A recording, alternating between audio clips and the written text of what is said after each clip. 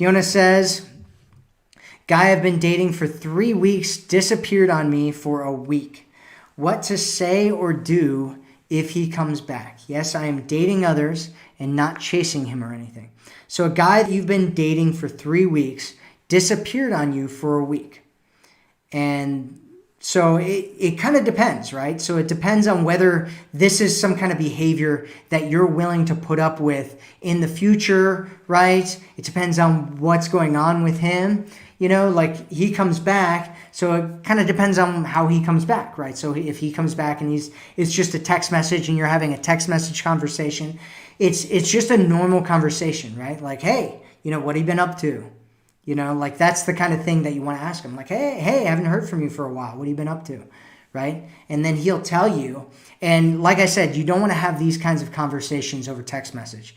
Instead, you want to welcome him back, right? You want to connect with him. You want to feel connected to him. If he sends you a message, you can be like, yeah, it feels really good to hear from you. It's so nice to hear from you. Like, I really, like, hey, how's it going? That kind of thing. Right? Like you don't want to make it anything complicated. You don't want to make it anything crazy. You just want to have a normal conversation with him and then see what he does, right? If he tries to meet up with you and you're still interested in meeting up with him, then you should meet up with him. And if you want to talk to him about what he's been doing and why he's gone radio silence, and if that's a normal thing that he does, just talk to him about that at that point. Right? So when you're like, it's the exact kind of same situation as this, right?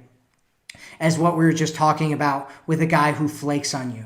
You want to meet up with him. You want him to feel good, right? I was having a conversation with a woman not too long ago about this, where we were talking about guys pulling away, and she was angry at my advice, right? She was so mad that I was telling her that she should welcome him back, right? She's like, you should tell him off, and how does he know if he's done anything wrong? Well, here's the thing. You don't want, like, if you ever talk to a dog trainer, or an animal trainer of any kind, here's what they will tell you. If a dog runs away, you don't punish the dog when it comes back.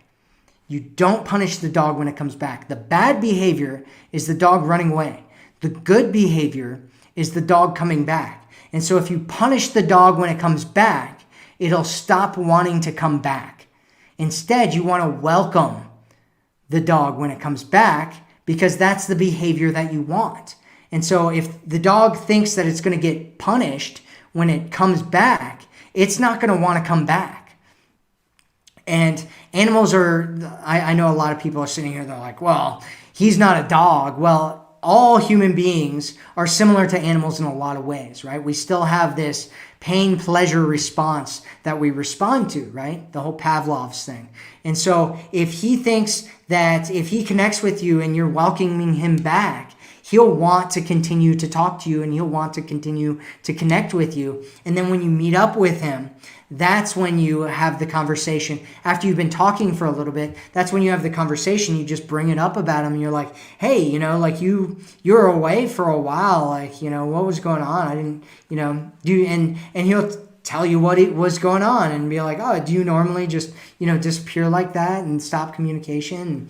And he'll tell you, and you can talk to him about, like, I think it's really attractive when, a guy tells me what's going on with him, and, and basically using that attraction frame, right? The frame that I talk about a lot. I talk about it in the Love Frames Toolkit, where you're basically you're telling him, you're creating an association, a positive, rewarding association around the things that you want, right? So if you want him to let you know what's going on with him, you just tell him, like, I think it's really attractive when a guy, sends me a text and lets me know what's going on with him, if he's got to change priorities or, disappear for a little bit or something like that. It's not a problem as long as I know, as long as I know what's going on, right? And so that's the kind of conversation that you want to have.